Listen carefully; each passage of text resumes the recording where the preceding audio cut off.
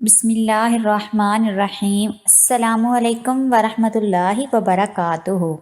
میں 16 سال کی تھی جب اسکول کے چوکیدار نے میری عزت لوٹ لی تھی۔ جب یہ بات ماں کو پتہ چلی تو ماں نے مجھے کمرے میں بند کر دیا، اور جب میں حاملہ ہوئی تو ماں نے پورے محلے والوں کو بتایا کہ کل میری بیٹی کی شادی ہے۔ یوں اماں نے مجھے دلہن بنایا اور مجھے اپنے ساتھ جنگل میں لے آئی اور بولی، بیٹی اپنے شوہر کا خیال رکھنا۔ جو ہی میں نے اپنا گھونگھٹ اٹھایا تو میری جان نکل گئی، کیونکہ وہ تو سبھی طالب علم اسکول سے باہر جا چکے تھے۔ آج میری طبیعت تھوڑی بوجھل سی محسوس ہو رہی تھی۔ میں مرے مرے قدموں کے ساتھ اٹھ کر اسکول آئی تھی۔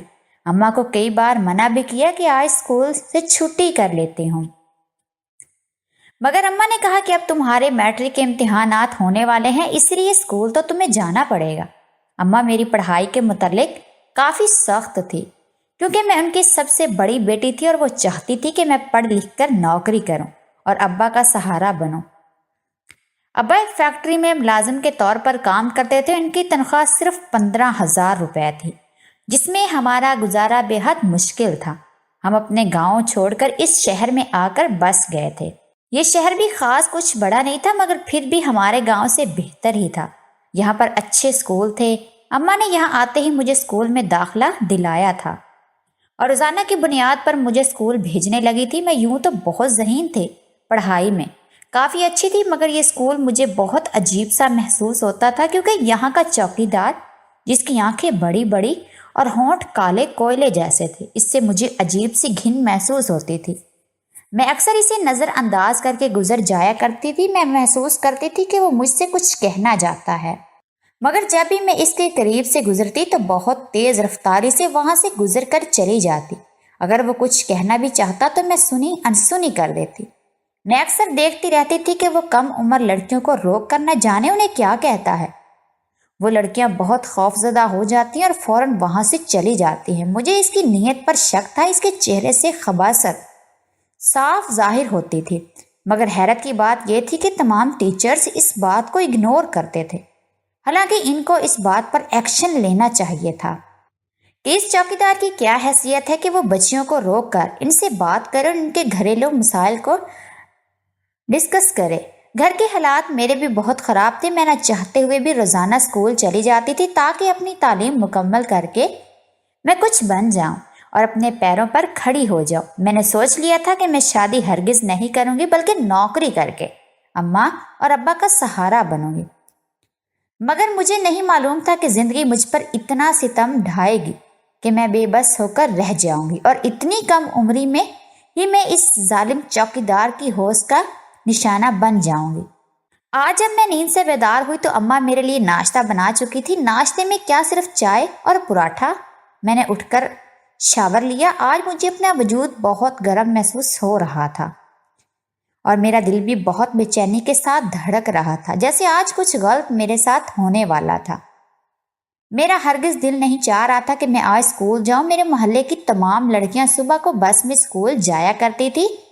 میں اکیلی لڑکی تھی جو پیدل چل کر اسکول جاتی تھی اور اپنے پیسے بچاتی تھی تاکہ برے وقت میں میری ماں کی دوائیوں کے کام آ سکیں۔ اماں کو عادت سر کے درد کی بیماری تھی۔ وہ اکثر اس درد کی وجہ سے بے ہوش ہو جاتی تھی۔ ابا بھی ہمیشہ ان کے لیے فکر مند رہتے تھے کہ ان کی دوائی وقت پر چلتی رہے۔ ہم اپنی بہت ساری خواہشات اس لیے بھی دبا لیتے تھے تاکہ اماں کی بیماری کی دوا آ سکے۔ اماں ہی تو ہم سب کا واحد سہارا تھی جو اس گھر کو چلا رہی تھی، کیونکہ اماں کا کوئی بیٹا نہیں تھا۔ اس نے مجھے ہی اپنا بیٹا دیکھا تھا۔ میں دیکھتی آ رہی تھی کہ اماں کو بیٹے کی بہت چاہت تھی، مگر خدا کو یہی منظور تھا کہ ہم صرف 2 بیٹیاں ہی اماں کے نصیب میں آئی تھی۔ میری چھوٹی بہن صرف 4 سال کی تھی اور وہ اماں کے ساتھ گھر پر ہی ہوتی تھی۔ میں اب 16 سال کی ہو گئی تھی۔ میں نہا دھو کر فریش ہوئی اور اماں نے میرا ناشتہ میرے سامنے پیش کیا۔ میں نے بے دلی کے ساتھ صرف 2 نوالے پراٹھے کے کھائے اور آدھا کپ چائے کا پی کر میں اسکول کے لیے روانہ ہو گئی۔ چلتے چلتے میری طبیعت مزید بگڑنے لگی تھی۔ میں نے بمشکل کلاس اٹینڈ کی اور میرا سر چکرانے لگا۔ اسکول کی چھٹی ہو چکی تھی۔ سارے لڑکیاں تیز تیز رفتار کے ساتھ اسکول سے باہر نکل رہی تھی، جبکہ میرے قدم میرا ساتھ بالکل بھی نہیں دے رہے تھے۔ مجھے پتہ ہی نہیں چلا کہ کب میری آنکھیں اس خالی اسکول میں بند ہو گئی جہاں پر صرف وہ خبیث چوکیدار ہی موجود تھا، اور اس نے میری عزت کو تار تار کر دیا۔ میری بے بسی کا اس نے بھرپور فائدہ اٹھایا۔ پھر جب وہ اپنی گھٹیا ارادوں میں کامیاب ہو گیا تو اس نے میرے منہ پر پانی کی بوتل انڈھیل دی، جس سے میں کچھ ہوش میں آئی۔ اس پانی کا مجھ پر گرنا تھا تو میری آنکھیں کھل گئی۔ میں نے اپنے ارد گرد دیکھا تو میری دنیا اجڑ چکی تھی، اور وہ خبیث آدمی خباثت کے ساتھ ہنس رہا تھا اور کہنے لگا کہ کیسے تو مجھ سے نظریں چرا کر بھاگتی تھی، آج میں نے تجھے حاصل کر ہی لیا۔ میں چیخیں مار مار کر رونے لگی، مگر وہاں میری فریاد سننے والا کوئی بھی نہیں تھا۔ میں برباد ہو کر رہ گئی تھی۔ پھر اس نے مجھے کہا، چل اب باہر جا، مجھے اسکول کو تالا لگانا ہے۔ میں پہلے ہی بہت مشکل کے ساتھ چل کر یہاں آئی تھی، اور اب جانا تو مجھے مزید گھٹن لگ رہا تھا۔ میں نے پہلے تو سوچا کہ یہ ساری بات جا کر میں اماں کو فوراً ہی بتا دوں گی، پر پھر اماں کی بیماری کا خیال آیا، کیونکہ اماں جب بھی کوئی پریشانی کی بات سن لیتی تو فوراً ہی ان کے سر میں درد ہو جاتا اور وہ بے ہوش ہو کر گر پڑتے تھے۔ میں اماں کو کسی بھی صورت کھونا نہیں چاہتی تھی۔ میں نے فیصلہ کر لیا تھا کہ یہ بات میں ساری عمر اپنے دل میں دبا کر رکھوں گی اور کسی کو معلوم نہیں ہونے دوں گی کہ اس چوکیدار نے میرے ساتھ کیا کر دیا ہے۔ مجھے معلوم تھا اگر یہ بات کسی کو بھی پتہ لگ گئی تو میری زندگی برباد ہو جائے گی، میں کسی کو منہ دکھانے کے قابل نہیں رہوں گی۔ میری آنکھوں سے آنسو زاروں قطار بہہ رہے تھے۔ میں مرے مرے قدموں کے ساتھ اٹھی اور وہاں سے جانے لگی۔ چوکیدار مجھے جلدی جلدی سے جانے کے لیے بول رہا تھا۔ میرا دل کر رہا تھا کہ میں اس چوکیدار کو وہیں پر گولی مار کر قتل کر دوں جس نے میری زندگی برباد کر دی ہے۔ میں ارد گرد دیکھتی ہوئی آ رہی تھی کہ اس وقت اسکول سے مجھے نکلتے ہوئے کوئی دیکھ تو نہیں رہا تھا، کیونکہ اسکول اس وقت تک ویران ہو چکا تھا۔ وہاں پر کوئی بھی میرے اور اس چوکیدار کے علاوہ نہیں تھا۔ میرے دل میں یہی خیال آ رہا تھا کہ اس وقت مجھے کسی نے بھی اسکول سے نکلتا اس چوکیدار کے ساتھ دیکھ لیا تو ضرور مجھ پر شک کی نگاہ ڈالے گا۔ میں اپنے دل میں ہی ڈر رہی تھی، پر وہاں پر کوئی بھی موجود نہیں تھا، کیونکہ ہمارا اسکول ایک ایسے علاقے میں تھا جہاں پر زیادہ تر کسی کا آنا جانا نہیں ہوتا تھا۔ ہمارے شہر کے بازار اور دکانیں شہر کی دوسری سائڈ پر تھی۔ اسکول کو خاص طور پر ان شور شرابے والی چیزوں سے ہٹ کر ہی بنایا گیا تھا۔ میں اب سارے راستے دل ہی دل میں یہ دعا کرتی آ رہی تھی کہ اللہ کرے میری یہ بات ہمیشہ راز میں ہی رہ جائے اور کسی کو بھی پتہ نہ چلے، ورنہ میں دنیا میں کسی کو بھی اپنا چہرہ دکھانے کے قابل نہیں رہوں گی۔ میں جیسے ہی اپنے گھر کے دروازے تک پہنچی تو مجھے اپنے چاچا کی آواز سنائی دی، جو کہ اماں کے ساتھ بحث کر رہا تھا کہ آپ کو لڑکی کو اس طرح اب گھر سے باہر نہیں بھیجنا چاہیے۔ ہمارے گاؤں کی کوئی بھی لڑکی باہر نہیں جاتی اور نہ ہی پڑھی لکھی ہے، اس لیے اب آپ کو اپنی بیٹی پر نظر رکھنی چاہیے۔ وہ پورے 16 برس کی ہو چکی ہے اور 2 سالوں کے بعد ہی میں اپنے بیٹے کی شادی کرنے کے لیے آ جاؤں گا۔ میں اپنے چچا کے بیٹے کی منگیتر تھی اور ہمارے ہاں بچپن میں ہی منگنی کر دی جاتی تھی، اس لیے میرے چاچا میری امی سے اب میری شادی کی بات کر رہے تھے۔ چاچا کی بات سن کر میرے دل کو تھوڑی تسلی ہوئی۔ پہلے تو میں نے یہی سوچا تھا کہ میں کبھی بھی شادی نہیں کروں گی، ہمیشہ نوکری کر کے اماں اور ابا کا سہارا بنوں گی، پر اب مجھے اپنی زندگی میں بہت ڈر لگ رہا تھا۔ میں اپنی زندگی کو کسی کے سہارے جینا چاہتی تھی۔ میں نے سوچا کہ میں اماں کو بول دوں گی کہ چاچا کو شادی کے لیے ہاں کر دے، کیونکہ اگر یہ بات کسی کو بھی معلوم ہو گئی کہ چوکیدار نے میرے ساتھ ظلم کر دیا ہے تو شاید پھر تو میرے ساتھ کوئی بھی شادی نہیں کرے گا اور میں ساری زندگی کنواری بیٹھی رہ جاؤں گی۔ پر اماں چاچا کو صاف انکار کر رہی تھی کہ میری شبرا کی ابھی عمر ہی کیا ہے، وہ پڑھ رہی ہے، اس کی پڑھائی جب تک مکمل نہیں ہو جاتی میں شادی کے بارے میں سوچ بھی نہیں سکتی۔ میں تو یہی چاہتی تھی کہ شبرا پڑھ لکھ کر کوئی نوکری کرے گی۔ مجھے نہیں معلوم تھا کہ آپ لوگوں کو شادی کی اتنی جلدی ہوگی۔ اماں کی باتوں کے سامنے چاچا کو ہار ماننی پڑی اور وہ ناراض ہو کر ہمارے گھر سے چلے گئے۔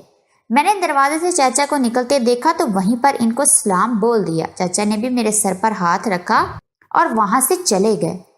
میں مرے مرے قدموں کے ساتھ چل رہی تھی تو اماں کو دیکھ کر تھوڑی پریشان ہوئی۔ ان کے چہرے کے تاثرات دیکھ کر ہی میں سمجھ گئی کہ اماں کو پتہ چل چکا ہے کہ مجھے کچھ ہوا ہے۔ اماں نے مجھے آواز دی۔ میں نے ان کو کہا کہ میں کپڑے بدل کر آتی ہوں، پر اماں نے ذرا انتظار نہ کیا اور مجھے کہا کہ نہیں، ابھی اور اسی وقت میرے پاس آ جاؤ۔ میں اماں کے پاس جا کر بیٹھ گئی۔ میری آنکھوں سے آنسو گر کر میری قمیض کے دامن کو بھگو رہے تھے۔ اماں نے مجھے روتے ہوئے دیکھ کر کہا کہ شبرا بیٹی گھبراؤ نہیں، میں تمہاری زندگی یوں برباد ہونے نہیں دوں گی۔ میں اتنی چھوٹی عمر میں تمہاری شادی ہرگز نہیں کروں گی۔ تمہارے خواب پورے ہونے میں تمہاری آخری کوشش تک مدد کروں گی۔ میں تمہارے چچا سے تو کیا، میں اس پوری دنیا سے لڑ جاؤں گی، پر تمہاری زندگی برباد ہونے سے ضرور بچاؤں گی۔ اماں کو لگ رہا تھا کہ میں چچا کی باتیں سن کر روئے جا رہی تھی۔ شادی چھوٹی عمر میں ہو جائے گی تو میری زندگی برباد ہو جائے گی، پر بات تو کچھ اور ہی تھی۔ میری زندگی تو برباد ہو چکی تھی، اس لیے میری آنکھوں سے مسلسل آنسو بہہ جا رہے تھے۔ میں اماں کو بتا نہیں پا رہی تھی۔ میں نے آنسو بہاتے ہوئے دھیمی سی آواز میں اماں کو بول دیا کہ اماں چاچا کو شادی کے لیے ہاں کر دو۔ میری یہ بات سن کر اماں حیران رہ گئی کہ آخر میں ایسے کیسے بول سکتی ہوں۔ اماں نے مجھے کہا کہ شبرا تو ہوش میں تو ہے، تو بول کیا رہی ہے کہ میں تمہاری شادی اسی عمر میں کروا دوں؟ میں نے اماں کو کہا کہ ہاں اماں، میں ہوش میں ہوں اور میں نے صحیح فیصلہ کیا ہے۔ آپ کو چچا کو شادی کے لیے ہاں کر دینی چاہیے۔ میں ایسا بول کر اپنے کمرے میں چلی گئی اور دروازہ بند کر کے زاروں قطار روتی رہی۔ اماں میرے دروازے کے باہر آ کر کھڑی ہو گئی اور مجھ سے پوچھنے لگی کہ آخر کیا بات ہے؟ کیا چاچا نے یا اس کے بیٹے نے کچھ کہہ دیا ہے یا ڈرایا دھمکایا ہے؟ پر ایسی کوئی بھی بات نہیں تھی۔ اماں کو غلط فہمی ہو رہی تھی کہ ضرور مجھے چاچا یا اس کے بیٹے نے ہی کچھ بولا ہے، تبھی میں ان کی وجہ سے ڈر کر شادی کے لیے ہاں بول رہی ہوں۔ میں نے اماں کے زیادہ اصرار کرنے پر دروازہ کھول دیا تو اماں میرے کمرے میں آ گئی اور مجھ سے پوچھنے لگی کہ کیا بات ہے، بتاؤ مجھے، میں آج ہی تمہارے چاچا کے گھر جاؤں گی۔ ان کی اتنی ہمت کہ میری بیٹی کو ڈراتے دھمکاتے ہیں۔ میں اپنی بیٹی کی خود وارث ہوں۔ اگر میں اپنی بیٹی کی شادی ان کے بیٹے سے نہیں کرنا چاہتی یا میری بیٹی ان کے بیٹے سے شادی نہیں کرنا چاہتی تو اس معاملے میں کچھ بھی نہیں کر سکتے، کیونکہ تمہارے باپ کے ساتھ تو ان کے تعلقات پہلے ہی بہت کمزور ہیں۔ میں ہی تھی جو اس رشتے کو گھسیٹتی ہوئی آ رہی تھی، کیونکہ میں نہیں چاہتی تھی کہ تمہارا باپ اور تمہارا چاچا آپس میں اپنا ہر رشتہ ختم کریں۔ پہلے ہی تمہارے خاندان والوں کو اس بات کی غلط فہمی ہے کہ میں نے تمہارے باپ کو اس شہر میں الگ گھر لے کر رہنے پر مجبور کیا ہے، پر تمہارا باپ تو خود ہی یہاں پر نوکری کرتا تھا اور تم لوگوں کو پڑھانا چاہتا تھا، اس لیے ہم لوگ یہاں پر آ گئے۔ پر ان لوگوں کو اب کون سمجھائے، اب تو پانی سر سے اوپر چلا گیا ہے۔ ہم لوگوں کی برداشت کام کرنا ختم کر گئی ہے۔ ہم نے ساری عمر ان خاندان والوں کی باتیں سہی ہیں، پر اب نہیں سہنی۔ میں تمہاری چچا سے کل ہی بات کروں گی کہ میں اپنی بیٹی کی شادی ابھی نہیں کروانا چاہتی۔ میں نے اماں کو کہا کہ اماں یہ بات نہیں ہے جو آپ سمجھ رہی ہیں، بات دراصل کچھ اور ہے۔ میرا اتنا ہی کہنا تھا کہ اماں جو لگاتار بولے چلی جا رہی تھی۔ میرے خاندان کی برائیاں اماں کے منہ سے ختم ہونے کا نام ہی نہیں لے رہی تھی، تو اماں ایک دم سے چپ ہو گئی اور میری طرف دیکھنے لگی۔ پہلے تو میں نے یہی سوچا تھا کہ میں اماں کو کچھ بھی پتہ لگنے نہیں دوں گی، پر اب جب چچا کو شادی کے بارے میں بولتے ہوئے سنا تو اب میں نے بھی یہی فیصلہ کر لیا کہ اب مجھے جلد از جلد شادی کر لینی چاہیے، کیونکہ اگر یہ بات کھل جاتی ہے تو مجھ سے کوئی بھی شادی نہیں کرے گا۔ میں نے اماں کو ساری حقیقت بتا دی تو اماں نیچے زمین پر بیٹھ کر رونے پیٹنے لگی۔ اماں کی اس طرح کی باتیں سن کر تو میرا بھی کلیجہ پھٹ رہا تھا اور مجھے اپنی زندگی ختم ہوتی ہوئی دکھائی دے رہی تھی۔ جب اماں رو رو کر یہ بول رہی تھی کہ میری زندگی برباد ہوگی، اب ہم کسی کو منہ دکھانے کے قابل نہیں رہے، میں نے اماں کو بولا کہ اماں اسی وجہ سے میں بول رہی تھی کہ آپ چچا کو شادی کے لیے ہاں کر دو۔ اماں نے تو کہا کہ میں چچا کو ہرگز شادی کے لیے ہاں نہیں کروں گی، کیونکہ انہیں ابھی تھوڑی دیر پہلے ہی بے عزت کر کے گھر سے نکالا ہے، تو اس میں اب اتنی جلدی شادی کے لیے کیسے بول سکتی ہوں۔ اماں نے اسی وقت مجھے اب اسکول جانے سے روک دیا کہ میں اپنی پڑھائی یہیں پر ختم کر دوں اور آئندہ کبھی بھی اسکول نہ جاؤں۔ اماں بہت زیادہ ڈر گئی تھی کیونکہ بات ہی کچھ ایسی تھی۔ اماں نے مجھ سے سارے معاملے کے متعلق پوچھا کہ وہاں پر چوکیدار کے علاوہ اور کون موجود تھا، یا پھر مجھے اسکول سے نکلتے وقت کس نے دیکھا، پر مجھے وہاں پر کوئی بھی انسان نظر نہیں آیا تھا۔ اس لیے میں نے اماں کو بتا دیا کہ وہاں پر چوکیدار کے علاوہ اور کوئی بھی موجود نہیں تھا۔ اسکول کے سارے ٹیچرز اور اسٹوڈنٹس اس وقت جا چکے تھے، وہاں پر صرف میں اور وہ چوکیدار موجود تھے۔ میری طبیعت خراب ہونے کی وجہ سے مجھ سے چلا نہ گیا اور میں بے ہوش ہو کر گر پڑی۔ اسی بات کا اس چوکیدار نے فائدہ اٹھا کر میرے ساتھ بہت ہی گھنونی حرکت کر دی۔ اماں نے اب سختی سے انکار کر دیا کہ میں گھر سے ایک قدم بھی باہر نہ نکالوں، اس لیے میں نے اب اپنی پڑھائی چھوڑ دی اور میرے سارے خواب ادھورے رہ گئے۔ اماں نے ابا کو بھی اس بارے میں کچھ نہ بتایا اور مجھے بھی ہمیشہ کے لیے اپنا منہ بند رکھنے کے لیے کہا۔ مجھ سے زیادہ تو میری ماں ڈر رہی تھی کہ اس بات کے بارے میں کسی کو بھی پتہ نہ چلے۔ اماں نے اب گھر میں میرا باہر نکلنا بالکل بند کر دیا تھا۔ وقت تیزی سے گزر رہا تھا، میرے ذہن اور دل سے یہ ڈر اور یہ بات بالکل نہیں جا رہی تھی، کیونکہ میرے ساتھ حادثہ بھی بہت بڑا ہو چکا تھا اور یہ نہ بھولنے والا تھا۔ میں دل ہی دل میں اس چوکیدار کو بد دعائیں دیتی رہتی تھی، جس کی وجہ سے میرے سارے خواب چکنا چور ہو کر رہ گئے تھے۔ میرا پڑھ لکھ کر نوکری کرنے کا جو خواب تھا وہ اب کبھی بھی پورا نہیں ہو سکتا تھا، اور اس بات سے میں بہت زیادہ اداس رہتی تھی۔ تقریباً اس واقعے کو جب پورے 2 مہینے گزر گئے تو میری طبیعت اچانک سے خراب ہونے لگی۔ میرا سر چکرانے لگا اور میرا کچھ بھی کھانے کو دل نہ کرتا۔ اماں مجھے طرح طرح کی چیزیں بنا کر کھلاتی کہ شاید کوئی چیز مجھے اچھی لگ جائے اور میں پیٹ بھر کر کھانا کھا سکوں، پر کچھ میرا کھانے کو دل ہی نہیں کرتا تھا۔ اماں بہت پریشان رہنے لگی تھی، کیونکہ اماں نے میرا گھر سے باہر نکلنا بالکل بند کر دیا تھا۔ وہ چاہتی تھی کہ مجھے ڈاکٹر کے پاس جانے کی بھی ضرورت نہ پڑے، کھانا کھا کر میرے جسم میں طاقت آ جائے گی تو میں خود بخود ہی ٹھیک ہو جاؤں گی۔ یہ اماں کی سوچ تھی، پر میری طبیعت تو دن بدن بگڑتی ہی جا رہی تھی۔ پہلے چکر آتے تھے، کچھ بھی کھانے کو دل نہیں کرتا تھا، اور اب تو مجھے الٹیاں بھی شروع ہونے لگی تھی۔ یہ سب کچھ کیوں ہو رہا تھا مجھے کچھ بھی معلوم نہیں تھا۔ یہ سب کچھ ہونے کے بعد اماں بہت ہی گھبرا گئی تھی۔ اماں نے رات کی پہر مجھے ایک بڑی کالے کلر کی چادر اوڑھ کر ڈاکٹر کے پاس لے جانے کے بارے میں سوچا۔ ہم جیسے ہی ڈاکٹر کے پاس پہنچے تو تقریباً ہسپتال کے سارے ڈاکٹر جا چکے تھے، بس ایک ہی ڈاکٹر وہاں پر موجود تھی، جو کہ ابھی اٹھ کر جانے ہی والی تھی، کیونکہ اماں جان بوجھ کر ہی دیر سے ہسپتال آئی تھی کہ شہر کے آدھے لوگ تو گھروں میں جا ہی چکے ہوں گے، کیونکہ اماں اب مجھے سب سے چھپاتی رہتی تھی۔ ڈاکٹر نے پہلے تو ہمیں کل آنے کے لیے بولا تو اماں اس کی منتیں کرنے لگے کہ پہلے میری بیٹی کا چیک اپ کر لو، ہم کل صبح نہیں آ سکتے، میری بیٹی کی طبیعت بہت زیادہ خراب ہے، ہم گاؤں کے رہنے والے ہیں، ہمیں ابھی گھر واپس جانا ہوگا۔ اماں نے ڈاکٹر سے جھوٹ ہی بولا تھا کہ ہم گاؤں کے رہنے والے ہیں، تاکہ ڈاکٹر میرا چیک اپ کرے اور کل واپس آنے کے لیے نہ بولے۔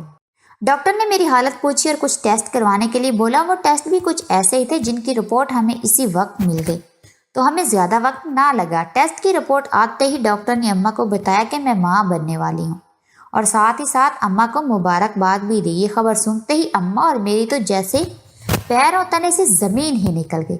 کیا سوچا تھا اور کیا ہو گیا؟ ہم نے تو یہ بات سب سے چھپانے کے لیے سوچا تھا کہ یہ بات کبھی بھی کسی کو معلوم نہیں ہونے دیں گے، پر اب تو میں ماں بننے والی تھی، یہ خبر اب زیادہ دن چھپ نہیں سکتی تھی۔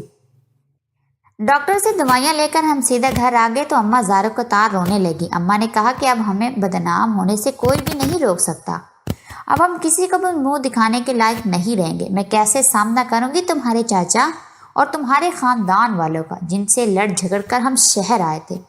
وہ لوگ تو تانے دے کر مجھے مار ہی دیں گے کہ یہ دن دیکھنے کے لیے تم شہر آئی تھی۔ اماں کے ساتھ ساتھ میں بھی روئے جا رہی تھی، کیونکہ اب رونے کے سوا زندگی میں کچھ نظر ہی نہیں آ رہا تھا۔ دن آہستہ آہستہ سے گزر رہے تھے، میں گھر کا سارا کام خود ہی کر لیا کرتی تھی، کیونکہ جب سے اماں کو یہ خبر ملی تھی کہ میں ماں بننے والی ہوں، تب سے ہی اماں کے سر درد والی بیماری نے اماں کو نڈھال کر دیا تھا۔ ابا تو صبح ہوتے ہی نوکری پر فیکٹری چلے جاتے تھے، سارا دن ہی اماں اور چھوٹی بہن کو مجھے سنبھالنا پڑتا تھا۔ جیسے ہی مجھے 6واں مہینہ شروع ہوا تو ہمارے گھر ایک فقیرنی آئی۔ ہمیشہ اماں مجھے منع کرتی تھی کہ تم کسی کے بھی سامنے مت جایا کرو، تاکہ کوئی تمہارا بڑا ہوا پیٹ دیکھ کر یہ بات سمجھ نہ جائے کہ تم ماں بننے والی ہو۔ اماں کا یہ ارادہ تھا کہ 9واں مہینہ شروع ہوتے ہی ہم یہ بچہ پیدا ہونے کے بعد اسے ہسپتال میں ہی چھوڑ کر آ جائیں گے اور اس کو اپنانے سے انکار کر دیں گے۔ جیسے ہی میں اس فقیرنی کو خیرات دینے کے لیے اس کے پاس گئی تو اماں بھی میرے پیچھے پیچھے چلی آئی اور مجھے کہنے لگی کہ تو اندر جا، میں فقیرنی کو خیرات دے دیتی ہوں۔ فقیرنی نے اماں کو مبارکباد دیتے ہوئے کہا کہ کیوں اپنی بہو کو اندر بھیج رہی ہے؟ میں کوئی ڈائن تھوڑی ہوں جو تمہارے بہو کو نظر لگا دوں گی۔ اللہ خیر و سلامتی سے تمہیں تمہارا پوتا دے دے۔ وہ فقیرنی مجھے اماں کی بہو ہی سمجھ رہی تھی۔ اماں نے اس بات کو ٹالتے ہوئے فقیرنی کو کہا کہ ہاں، اس کی طبیعت ہی کچھ صحیح نہیں ہے، اس لیے میں اسے کوئی بھی کام نہیں کرواتی، اس لیے تو اس کو اندر جانے کے لیے بول رہی ہوں۔ جتنا آرام کرے گی تو بچہ تندرست ہی پیدا ہوگا۔ فقیرنی کی بات اماں کے ذہن میں تھی، اس لیے اماں نے دوبارہ فقیرنی سے پوچھا کہ تم کو کیسے معلوم کہ پوتا ہی ہوگا؟ پوتی بھی تو ہو سکتی ہے۔ فقیرنی نے کہا نہیں بیٹا، میں غلط کبھی نہیں بول سکتی، مجھے پورا یقین ہے کہ اس کے پیٹ میں پلنے والا بچہ بیٹا ہی ہے، اور یہ بات میں یقین کے ساتھ کہہ سکتی ہوں۔ فقیرنی کو اماں نے 100 روپے کا نوٹ تھما دیا تو وہ خوش ہو کر وہاں سے چلی گئی، اور اماں بھی مجھے اب تھوڑی بہت خوش نظر آ رہی تھی جب سے اس فقیرنی نے اماں کو بتایا تھا کہ میرے پیٹ میں بیٹا پل رہا ہے۔ تب سے ہی اماں مسکرائی جا رہی تھی۔ اماں نے میرے پاس آ کر کہا کہ فقیرنی نے تو بول دیا ہے کہ تمہارے پیٹ میں بیٹا ہی ہے۔ میری بھی بڑی آس تھی کہ میرا بیٹا ہو جائے۔ پہلے تو میرا ارادہ تھا کہ ہم اس بچے کو نہیں اپنائیں گے اور ہسپتال میں ہی چھوڑ دیں گے، پر اب اس بیٹے کو میں ہی پالوں گی۔ مجھے بیٹے کی بڑی آس تھی اور اللہ پاک نے میری وہ آس پوری کر دی ہے۔ اماں بہت خوش میرے بچے کی تیاریاں کر رہی تھی۔ اب وہ ہر روز بچے کے لیے چھوٹے چھوٹے کپڑے سیتی اور سارا دن اس کی باتیں کرتی رہتی۔ اماں کا ارادہ تھا کہ بچہ پیدا ہونے کے بعد میں پورے خاندان کو دعوت دوں گی اور ان کو یہی بتاؤں گی کہ یہ بچہ میں نے گود لیا ہے، میرا بیٹا نہیں تھا، مجھے اپنے بیٹے کی ضرورت ہے۔ میں اس بیٹے کے پیدا ہو جانے کے بعد جلد ہی تمہاری شادی بھی کر دوں گی۔ مجھے بھی اماں کی باتیں سن کر تسلی ملتی تھی اور دل کو تھوڑی خوشی بھی تھی کہ میرے پیٹ میں پلنے والا بچہ جس کا بھی ہے تو میری ہی اولاد۔ میں ایک ماں ہو کر اپنے بیٹے کو کیسے جدا کر سکتی تھی؟ اماں جب بھی بچے کو مجھ سے جدا کرنے کی بات کرتی تو میرا کلیجہ کٹتا تھا، پر میں مجبور تھی، کچھ بھی نہیں کہہ پاتی تھی۔ اماں کی بات ماننا میری مجبوری تھی، اس لیے میں اماں کی ہاں میں ہاں ہی ملاتی تھی۔ پر اب تو قسمت ایسی پلٹی تھی جس کی امید ہی نہیں تھی۔ اماں نے میری ڈلیوری کے لیے کافی سارے پیسے جمع کر دیے تھے۔ اماں یہ نہیں چاہتی تھی کہ میری ڈلیوری میں ذرا سی بھی کوتاہی کی جائے، کہ ہم ہسپتال میں ہی بچے کی پیدائش کے لیے جائیں گے تاکہ بچے کو کوئی بھی تکلیف نہ پہنچے اور وہ صحیح سلامت اس دنیا میں آ جائے۔ جیسے ہی میرا 9واں مہینہ شروع ہوا تو میری طبیعت صحیح نہیں رہتی تھی، کمزوری بے حد بڑھ چکی تھی کیونکہ پریشانی میں بھی تو بہت زیادہ تھی۔ پریشانی میں مجھ سے کچھ کھایا پیا بھی نہیں جاتا تھا۔ پہلے اماں اس بچے کے آنے سے اب خوش تھی، پر تھی تو میری ناجائز اولاد ہی، اور اسی وجہ سے میں بہت پریشان رہتے تھے۔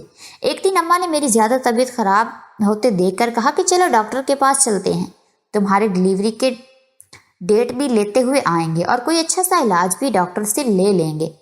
طاقت کی دوائیاں کھاؤ گی تو ڈلیوری کرنے میں بھی آسانی ہو جائے گی۔ بچہ پیدا کرنے کے لیے بھی تو عورت کو طاقت کی ضرورت ہوتی ہے، نہ کھاتی ہو نہ پیتی ہو، کتنی کمزور ہوتی جا رہی ہو۔ اب ڈاکٹر سے کہوں گی کہ ایسی دوائی دے دو جس کو کھانے کی وجہ سے یہ پیٹ بھر کر کھانا تو کھا سکے۔ ہم غریب لوگ پھل کھانے سے تو رہے، کہاں سے پیسے آئیں گے کہ تمہارے لیے کوئی پھل خریدوں گی؟ تمہارے ابا کی تنخواہ صرف 15,000 روپے ہے، جس میں سے مجھے تمہارے ڈلیوری کے لیے بھی پیسے جمع کرنے پڑتے ہیں۔ اماں مجھے اپنے ساتھ ڈاکٹر کے پاس لے جا رہی تھی، تبھی راستے میں مجھے وہی چوکیدار نظر آیا جس کو دیکھتے ہی میں پہچان گئی۔ بھلا اس کی صورت میں کیسے بھول سکتی؟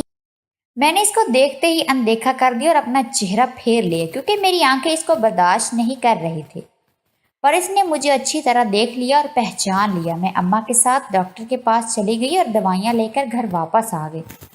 اس چوکیدار کو دیکھ کر اس دن والا واقعہ میری آنکھوں کے آگے بار بار آ رہا تھا۔ بھول تو میں کبھی بھی نہیں پائی تھی، پر اب اسے دیکھ کر جیسے زخم تازہ ہو چکا تھا۔ میں نے اماں کو تو نہ بتایا کہ یہ وہی چوکیدار ہے، پر میں وہاں سے جلدی سے نکل گئی۔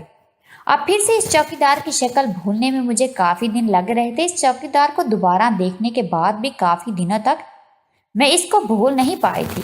ایک دن دوائی کھا کر میں اپنے کمرے میں آرام کر رہی تھی، ابھی میری آنکھ لگنے ہی والی تھی کہ اماں کے چلانے کی آواز آئی، جو کہ کسی کے ساتھ کافی زوردار آواز میں بحث کر رہی تھی۔ کوئی بھاری آواز تھی جو اماں کو بول رہا تھا کہ جلدی سے میری بیوی کو باہر نکالو، وہ میری بیوی ہے اور میرا ہی بچہ اس کے پیٹ میں پل رہا ہے۔ میں ان دونوں کو یہاں سے لینے آیا ہوں اور مجھے اپنی بیوی سے ملنے سے کوئی نہیں روک سکتا۔ یہ آواز سننے کے بعد میں پریشان ہوئی کہ آخر کون ہے جو اپنی بیوی کو لینے آیا ہے؟ یہاں پر تو کسی کی بیوی رہتی ہی نہیں ہے۔ میرے ذہن و گمان میں بھی نہیں تھا کہ وہ چوکیدار ہی ہو سکتا ہے۔ میں جیسے ہی کمرے سے باہر نکلی تو وہ چوکیدار اماں سے بحث کر رہا تھا کہ میں اپنی بیوی کو لینے آیا ہوں۔ وہ کس حق سے مجھے اپنی بیوی کہہ رہا تھا؟ میں تو اس کی بیوی تھی ہی نہیں۔ وہ زبردستی ہی اماں سے بحث کر رہا تھا اور جھوٹ بول رہا تھا۔ میں جیسے ہی کمرے سے باہر نکلی تو وہ بڑے بڑے قدم بڑھتے ہوئے میری طرف بڑھتا ہوا آ رہا تھا۔ اس کو اپنی طرف آتا دیکھ کر مجھے تو یوں محسوس ہو رہا تھا جیسے اسرائیل میرے پاس میری روح نکالنے کے لیے آ رہا ہے۔ اس وقت مجھے بالکل ہی اسرائیل نظر آ رہا تھا۔ مجھے لگ رہا تھا کہ اب میں اس دنیا میں چند لمحوں کی ہی مہمان رہ گئی ہوں، کیونکہ وہ شخص بہت ہی ڈراؤنا تھا۔ اس نے میری کلائی پکڑی اور مجھے گھسیٹتا ہوا اپنے ساتھ لے جانے لگا۔ میں اماں کو چلا کر کہنے لگی کہ بچا لو اماں مجھے، میں مر جاؤں گی۔ اماں نے اس کو روکنے کی کافی کوشش کی اور کافی باتیں سنائی، پر وہ رکنے والا نہیں تھا۔ اس نے زبردستی مجھے گھسیٹتے ہوئے رکشے میں بٹھایا اور ہسپتال لے جانے لگا۔ میں روتی رہی، چیختی رہی، چلاتی رہی، پر اس کو ذرا رحم نہ آیا۔ وہ پورے راستے یہ کہتا ہوا چل رہا تھا کہ تمہارے پیٹ میں پلنے والا بچہ میرا ہی ہے اور میں ہی اس کا باپ ہوں۔ میں اپنے بچے کو لے جانے آیا ہوں، اس پر صرف اور صرف میرا ہی حق ہے۔ مجھے خود سے زیادہ تو اماں کی فکر ہو رہی تھی، جو رو رہی تھی اور چیخ رہی تھی۔ روتے روتے اماں زمین پر گر پڑی۔ مجھے بہت زیادہ فکر ہو رہی تھی کہ پیچھے سے اماں کو کچھ ہو نہ جائے، کیونکہ اماں کے سر درد والی بیماری میں اکثر اماں بے ہوش ہو جاتی تھی اور کافی گھنٹوں تک بے ہوش رہتی تھی۔ جب تک ان کو انجیکشن نہ لگے تب تک اماں ہوش میں نہیں آتی تھی۔ اتنی بڑی قیامت مجھ پر اچانک ہی ٹوٹ پڑی تھی، جس کا سامنا کرنا بہت ہی مشکل تھا۔ جیسے ہی ہم ہسپتال پہنچے تو وہ چوکیدار شاید ڈاکٹر سے پہلے ہی اس بارے میں بات کر چکا تھا۔ ڈاکٹر نے میرا چیک اپ کرتے ہوئے وہیں پر کھڑے ہوئے اس چوکیدار کو بولا کہ اگر وقت سے پہلے میں نے اس بچے کو پیدا کروا دیا تو اس لڑکی کی جان بھی جا سکتی ہے، کیونکہ یہ کافی کمزور ہے۔ جب تم نے مجھ سے بات کی تھی تو میں سمجھ رہی تھی کہ تمہاری بیوی شاید کوئی ادھیڑ عمر ہٹی کٹی ہوگی، پر یہ لڑکی تو ابھی مجھے 18 سال کی بھی نہیں لگ رہی۔ مجھے تو شک ہو رہا ہے کہ یہی کہیں تمہاری بیوی ہی ہے یا نہیں۔ وہ ڈاکٹر ابھی بول ہی رہی تھی کہ اس چوکیدار نے پیسوں کی ایک گٹھی ڈاکٹر کے ہاتھ میں تھما دی، جس کو دیکھنے کے بعد ڈاکٹر مسکرانے لگی اور خوش ہو گئی اور وہ چوکیدار سے کہنے لگی کہ جیسا آپ کہیں گے ویسا ہی ہوگا، میں بچے اور ماں دونوں کو بچا لوں گی، آپ بے فکر ہو جائیں۔ اس چوکیدار نے ڈاکٹر سے کہا کہ مجھے اپنی بیوی کی کوئی فکر نہیں، پر آپ نے میرے بچے کو کچھ بھی نہیں ہونے دینا۔ ڈاکٹر نے چوکیدار سے کہا آپ بے فکر ہو جائیں، انشاءاللہ کچھ بھی نہیں ہوگا۔ چوکیدار کے باہر جاتے ہی میں نے ڈاکٹر کو سب کچھ سچ بتا دیا کہ میرا شوہر نہیں ہے، یہ بس زبردستی مجھے یہاں پر لے کر آیا ہے۔ وہ ڈاکٹر میری ساری بات کو انسنا کر رہی تھی، جیسے ہی میں اس سے کچھ بول ہی نہیں رہی تھی۔ وہ بھلا میری بات سنتی بھی کیسے؟ وہ کافی سارے پیسے جو اس کے بدلے میں لے چکی تھی۔ ابھی ڈاکٹر میری ڈلیوری کی تیاری کر ہی رہے تھے اور کمرے میں اکیلی کھڑی تھی۔ میں نے پاس میں پڑی ہوئی گلدان اٹھائی اور ڈاکٹر کے سر پر دے ماری، جس کی وجہ سے اس کے سر میں کافی سارا خون بہنے لگا اور وہ زمین پر گر پڑی۔ کیونکہ چوٹ لگنے کی وجہ سے ڈاکٹر چلا اٹھی تھی تو کمرے کے باہر دروازے پر کافی سارے لوگ جمع ہو گئے اور دروازہ کھٹکھٹانے لگے۔ وہ بولنے لگے کہ کیا ہوا ہے، یہ کس چیز کی آواز ہے؟ ڈاکٹر کا نام لے کر اس کو بلانے لگے، پر میں کھڑکی کھول کر وہاں سے بھاگ گئی۔ میں نے اپنی پوری زندگی میں کسی کو تھپڑ تک نہیں مارا تھا، تو کسی کی جان لینے کے بارے میں تو سوچ بھی نہیں سکتی تھی، پر یہ بات میرے بچے کی تھی۔ اگر میں ایسا نہ کرتی تو میرا بچہ مجھ سے چھین لیا جاتا اور میں ایسا ہرگز نہیں ہونے دینا چاہتی تھی۔ میں رکشے میں بیٹھ کر اپنے گھر آ گئی۔ یہاں پر اماں بے ہوش حالت میں پڑی ہوئی تھی۔ میری چھوٹی بہن اماں کے پاس بیٹھ کر زاروں قطار روئے جا رہی تھی۔ ابا ابھی فیکٹری سے واپس نہیں آئے تھے اور نہ ہی ہمارے گھر میں شاید اس وقت تک کوئی آیا تھا جو اماں کو زمین سے ہی اٹھا لیتا۔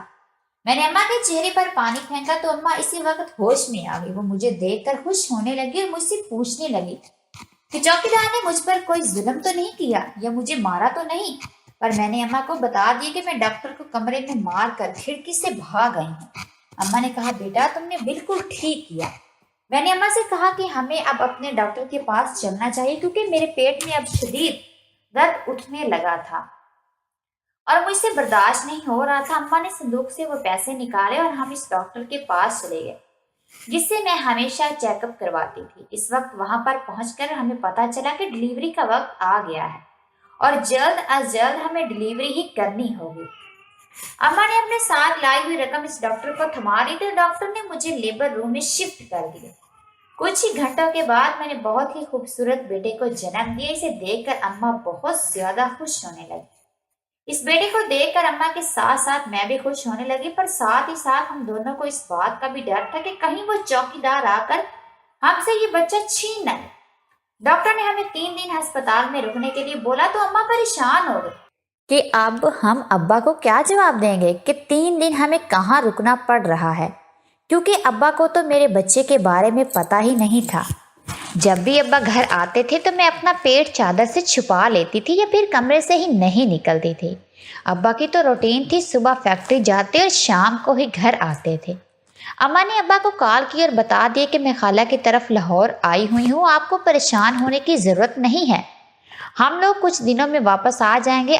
अब अब्बा वाली परेशानी तो ख़त्म हो गई, पर चौकीदार वाली परेशानी ख़त्म होने का नाम ही नहीं ले रही थी। हमें बहुत ज़्यादा डर लग रहा था कि ये बच्चा वो चौकीदार हमसे ज़रूर छीन लेगा। अस्पताल में रहते हुए हमें अभी 2 ही दिन गुजरे थे कि अम्मा ने अस्पताल के कमरे में लगे हुए टीवी को ऑन कर दिया। टीवी पर चलने वाली न्यूज़ ने तो हमारा दिल ही खुश कर दिया था। इसमें इसी चौकीदार की तस्वीर दिखाई जा रही थी जिसने मेरे साथ ज़बरदस्ती की थी। वो चौकीदार इस डॉक्टर के कत्ल केस में गिरफ्तार हो चुका था, क्योंकि अस्पताल में मौजूद सभी लोगों ने आखिरी दफ़ा इस चौकीदार को ही इस डॉक्टर के साथ बात करते हुए देखा था, और कमरे में भी आखिरी वक्त में सिर्फ वही इस डॉक्टर के साथ मौजूद था। अब हमारी परेशानी बिल्कुल ख़त्म हो चुकी थी। मैं और अम्मा बहुत ज़्यादा खुश थी, क्योंकि हमें बहुत ही प्यारा चांद जैसा बेटा मिल गया था। अम्मा ने सारे गांव वालों को दावत देकर बुला लिया और कहा कि मैंने ये बच्चा गोद ले लिया है। मुझे बेटे की बहुत आस थी, इसलिए आज से यही मेरा बेटा है। इस दावत में अम्मा ने चचा से भी माजरत की कि इन्होंने इनकी बेइज्जती कर दी थी, क्योंकि चचा ने मेरी शादी की बात कही थी। अम्मा ने अब चचा को बोला कि जब भी आप चाहो शादी की तारीख पक्की कर दो, पर चचा ने बोला कि मेरे बेटे को फौजी बनने का बहुत ज़्यादा शौक है, वो अब फौज में नौकरी करने के बारे में सोच रहा है, वहाँ से फारिग होकर वापस आएगा, हम शादी कर देंगे। अब सब घर वाले बहुत ज़्यादा खुश थे। अगर आपको हमारी आज की कहानी पसंद आई है तो इसे लाइक करें, शेयर करें और चैनल को सब्सक्राइब करना मत भूलिएगा।